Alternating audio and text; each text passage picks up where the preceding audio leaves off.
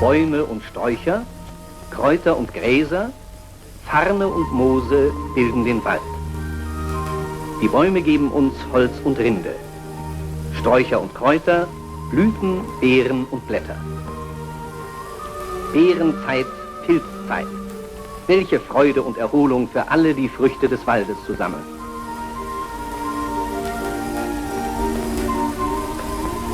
Wir ernten Edelkastanien, Haselnüsse, Holunderbeeren und Bucheckern.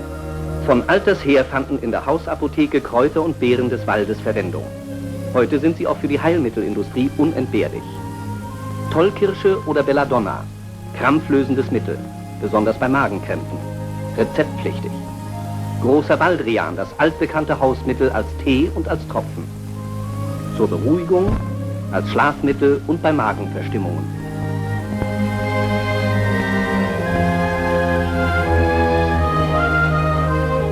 Roter Fingerhut oder Digitalis, in Tabletten oder Tinkturen als Herzmittel. Nicht ungefährlich, rezeptpflichtig.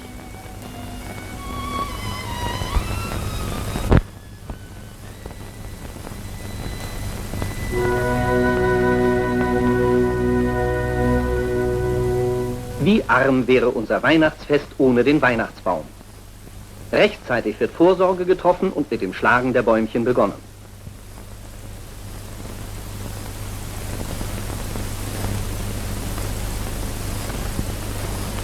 Der Händler begleitet Förster und Bauer und vereinbart an Ort und Stelle den Preis, der vor der Abfuhr bezahlt werden sollte.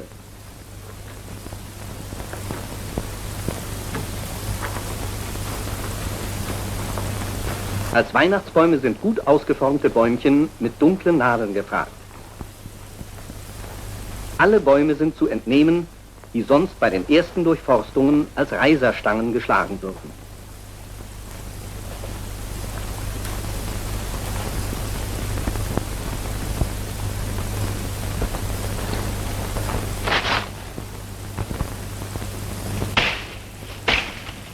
Dieser Weihnachtsbaum bringt jetzt etwa 3 Mark. In 10 Jahren würde er als Bohnenstange nicht mehr als 30 Pfennige wert sein.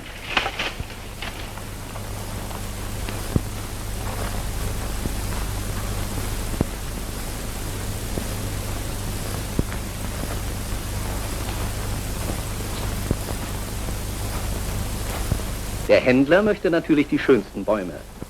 Aber Bauer und Förster müssen darauf achten, dass die verbleibenden Bäume einen gleichmäßigen, größeren Wuchsraum erhalten. Lücken wie hier dürfen in der Kultur nicht entstehen. Erst beim Durchforsten der Stangen und Baumhölzer fällt Nutz- und Brennholz an. Die besten Bäume werden belassen. Das Durchforsten ist so zu planen, dass Wind, Sturm und Schnee den Bestand und die Nachbarbestände nicht gefährden. Der Förster zeichnet die zu schlagenden Bäume an. Die Nadelstangenhölzer werden alle 3 bis 5 Jahre durchforstet. Dabei fallen etwa 8 bis 15 Festmeter je Hektar an. Die ersten Durchforstungen in den Stangenhölzern erfolgen in Einmannarbeit. Mit der leichten Iltis-Axt werden die Stämme in 1 bis 1,5 Meter Höhe geastet.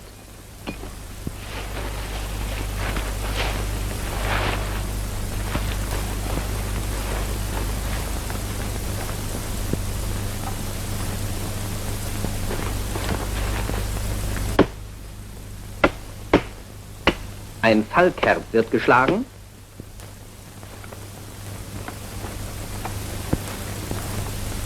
Und der Stamm dann dicht über dem Boden mit einer Einmannsäge abgeschnitten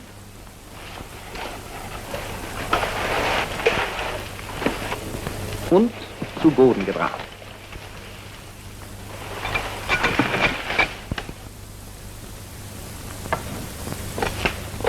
Um das Zurichten der Stangen zu erleichtern, wird die Stange auf einen Bock gelegt.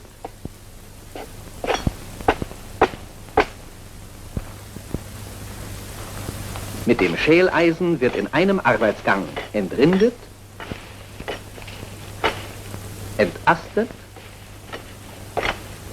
und gezopft. Tragen verbraucht unnötig Kräfte. Mit einem Strick oder einer Ziehkette geht es schneller und leichter.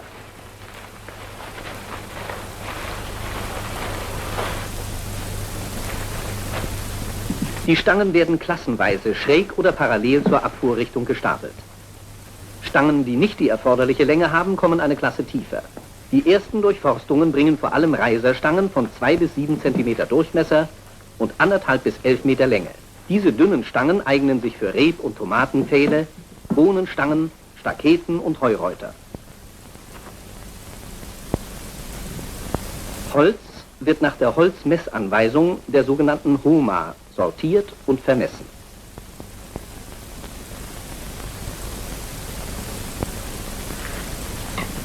Der Durchmesser der Stangen wird mit einer Stangenkluppe 1 Meter über dem stärkeren Ende ermittelt. Die einzelnen Schichten haben die gleiche Stückzahl. Die Käufer bevorzugen Stangen mit gerade geschnittenen Enden. An einem Pfahl, der am Kopfende eines jeden Stapels eingeschlagen wird, werden die Klasse und die Anzahl der Stangen mit Buntstift vermerkt.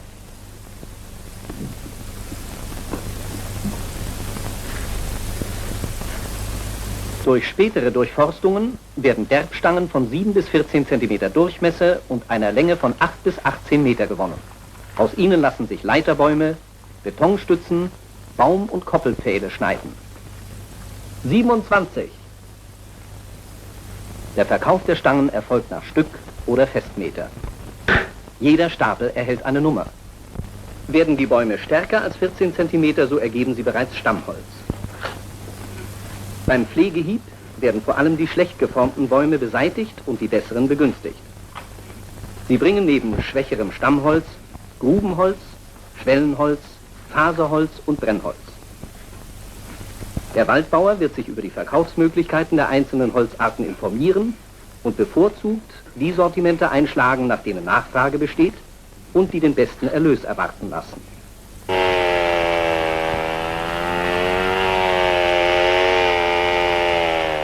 Dieser Baum wird mit der Motorsäge in Einmannarbeit gefällt. Achtung, Baum fällt!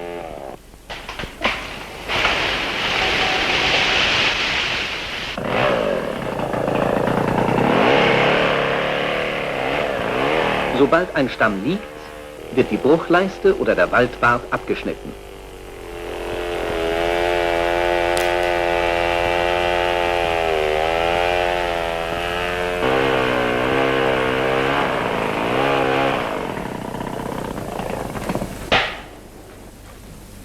Die Äste werden mit der Axt entfernt.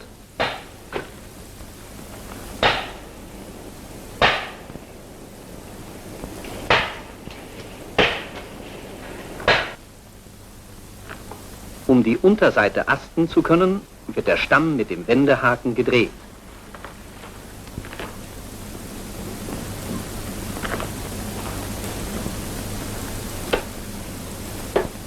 Kranke Stämme sind gesund zu schneiden.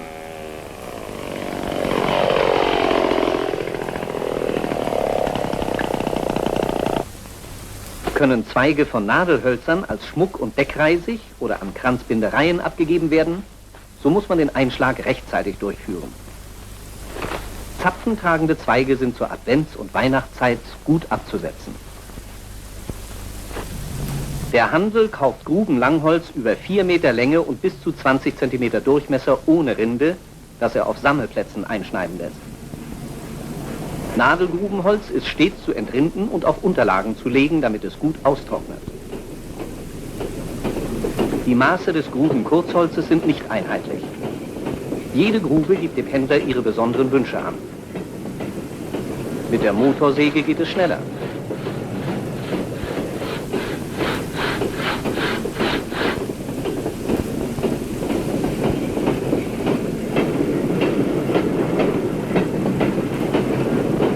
Stempel und Spitzenknüppel werden zum Ausbau der Grubenstrecken verwendet. Krumme oder kranke Stücke werden zu Brennholz aufgearbeitet.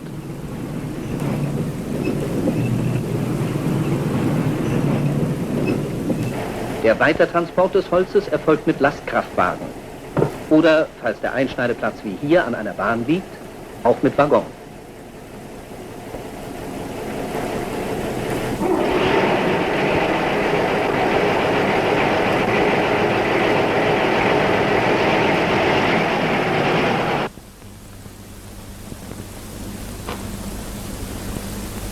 Beim Fällen der hiebreifen Stämme darf weder der Stamm noch der Jungwuchs Schaden erleiden. Auch die spätere Abfuhrmöglichkeit ist bei Bestimmen der Fellrichtung zu berücksichtigen. Laubbäume werden in der Regel im Winter eingeschlagen. Hier hat die Saftruhe bereits eingesetzt. Die Blätter beginnen zu fallen.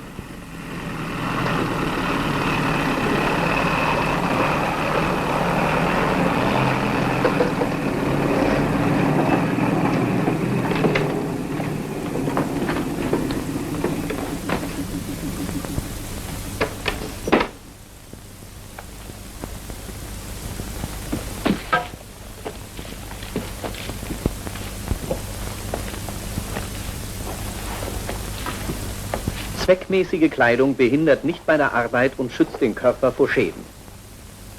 Die Schuhe haben Eisenkappen. Sehr wichtig sind die Knieschützer.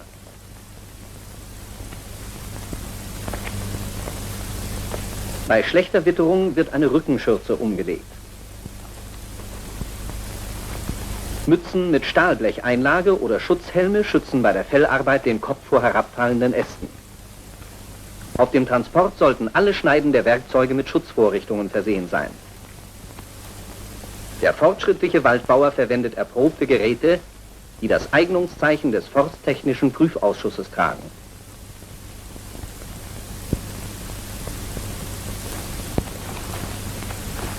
Schon mit dem Fällen des Baumes beginnt das Zurichten für den Markt. Die Fallrichtung wird bestimmt und das Werkzeug entgegengesetzt der Fallrichtung abgelegt. Der Stammfuß wird freigemacht. Der Jungwuchs zur Seite gebogen und mit einer Astgabel am Boden befestigt. Erst denken, dann arbeiten, gilt auch im Bauernwald. Die Wurzelanläufe werden beigehauen, soweit sie nicht zum Keilen erforderlich sind. Dadurch entsteht ein ebener Fallkerbtisch. Der Fallkerb wird flach und tief angelegt. Seine Tiefe beträgt etwa 1/5 bis 1/4 des Stammdurchmessers. Bei stark bekronten Bäumen ist er tiefer. Er entfällt bei Stämmen mit kleiner Krone und fehlenden Wurzelanläufen. Der Fellschnitt wird so durchgeführt, dass er etwa 2 Finger breit über der Fallkerbsohle herauskommt. Dadurch wird ein Aufreißen des Stammes verhindert. Das Keilen verhindert ein Klemmen der Säge.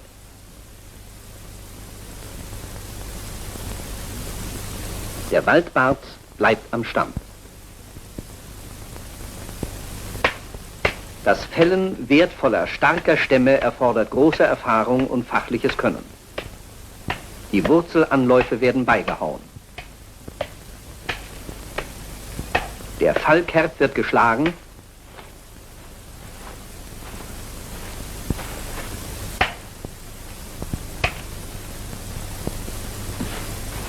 Und die Fallrichtung nochmals überprüft.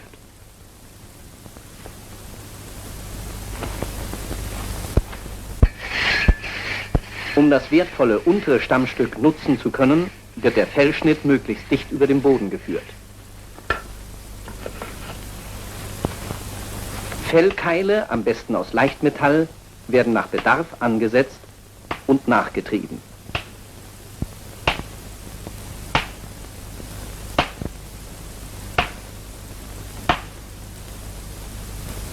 Achtung, Baum fällt!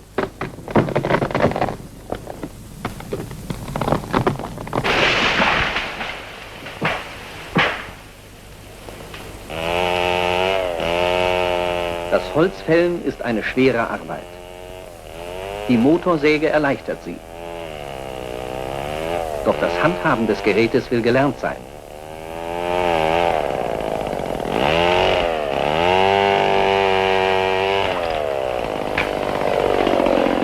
Glatt und leicht entfernt man mit der Motorsäge die Wurzelanläufe.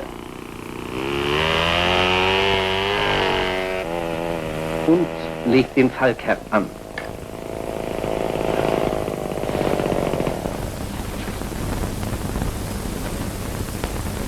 Um Stämme mit Schälholzeigenschaft wie diese Buche vor dem Aufreißen zu schützen, wird eine Stammpresse etwa 30 bis 50 cm über dem Fellschnitt angesetzt.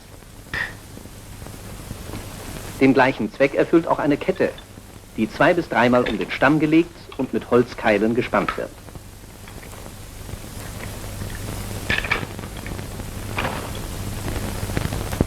hängende oder hängen gebliebene Stämme und Stämme in wertvollen Mischbeständen sicher in eine bestimmte Richtung zu lenken, verwendet man den Greifzug. Das Zugseil führt zu einem in der Fallrichtung stehenden Baum. Ein Gummipolster schützt seine Rinde vor Verletzungen. Aus Sicherheitsgründen kann eine Umlenkrolle eingeschaltet werden.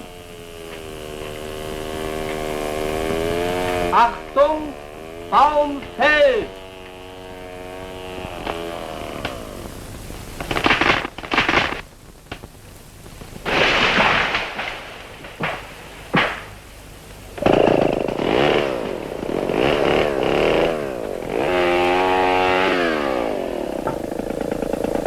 Die Äste werden sauber abgeschnitten.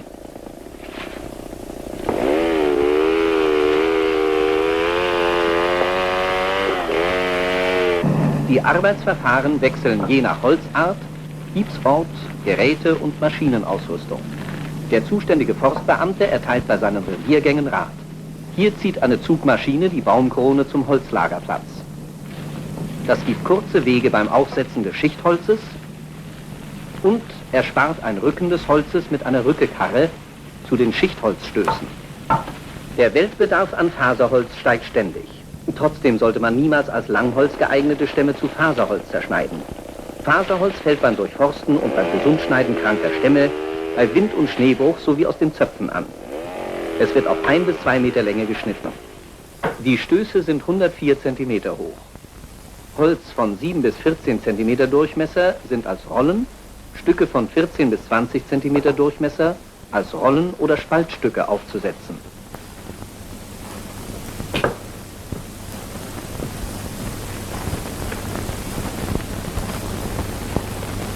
Fehler in starken Rollen sind durch Spalten zu beseitigen. Auch beim Faserholz macht sich sorgsames Sortieren bezahlt. Brennholz wird heute nur noch in geringen Mengen benötigt. Es wird mancherorts unaufgearbeitet an Selbstwerber abgegeben. Krumme Stücke sind oben zu lagern. Aus dem astigen Zopf fällt ein Schwellenstück an. Buche, Eiche, Kiefer, unter Umständen auch Roteiche und Lärche eignen sich zu Schwellenholz. Holz mit faulen Astlöchern, stärkerem Drehwuchs, Verblauung bei Kiefer und Fäulnis ist für Schwellen ungeeignet.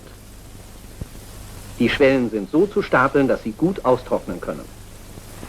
Der Eichenstamm wird von allen Seiten begutachtet. Neben sauberer Aufarbeitung bietet geschicktes Sortieren und Aushalten des Holzes die Voraussetzung, um höchste Verkaufserlöse zu erzielen. Auch der Käufer kann so richtig kalkulieren. Das Stammende ist geradschäftig und astrein. Die Jahrringe sind fein und gleichmäßig aufgebaut. Es ist daher Güteklasse A und eignet sich zum Furnieren. Es wird gesondert vermessen. Mit dem 1 Meter Ablenkstab wird der Stamm von der Mitte des Fallkerbs aus gemessen. Hierbei werden 1% der abgemessenen Menge, höchstens jedoch 10 cm für die Schnittverluste des Käufers am Ende zugegeben.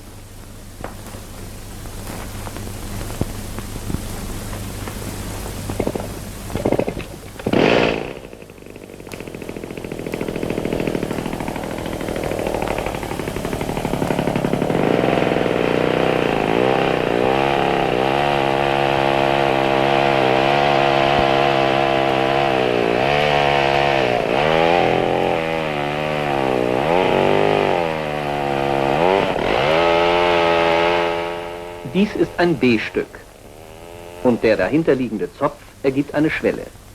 B- und C-Holz werden in der Regel nicht getrennt, weil sie meist an denselben Käufer gehen.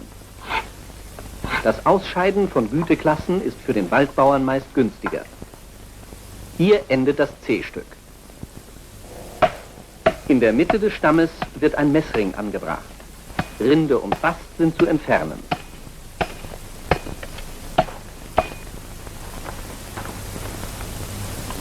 Beulen sind aufzuhauen.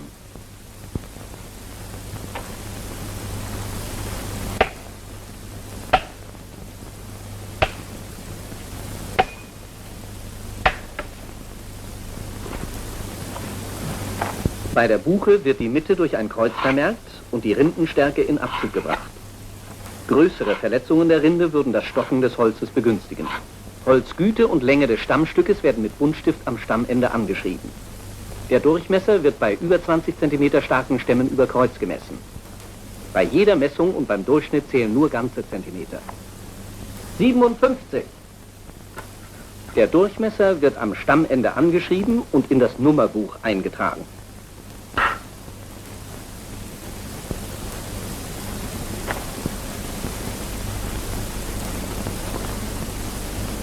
Der Förster berät den Waldbauern und gibt ihm Hinweise für die Verkaufsverhandlungen.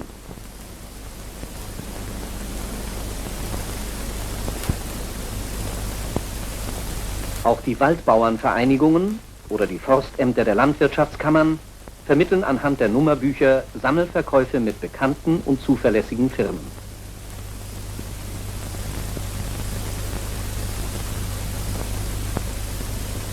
Es ist zweckmäßig, vor der Abfuhr, die möglichst nur bei gutem Wetter erfolgen sollte, Holzzettel oder Erlaubnisscheine auszustellen, damit eine Kontrolle bei der Holzabfuhr möglich ist. Kleine Mengen werden am besten an örtliche Interessenten verkauft. Jedoch empfiehlt es sich nicht, aus größeren Losen die besten Stämme vorweg zu verkaufen, da die Restposten schwer abzusetzen sind. Bei unsicherer Marktlage kann der Waldbauer einen Vorvertrag abschließen, in dem die geschätzten Mengen und die Preise für die anfallenden Holzsorten und Klassen festgelegt sind. Die Kaufpreisberechnung erfolgt dann nach der Aufmaßliste. Ist der Abtransport des Holzes mit großen motorisierten Fahrzeugen möglich, kann der Waldbauer für einwandfrei sortiertes und sauber aufgearbeitetes Qualitätsholz auch im Bauernwald die gleichen Preise erzielen wie größere Forstverwaltungen.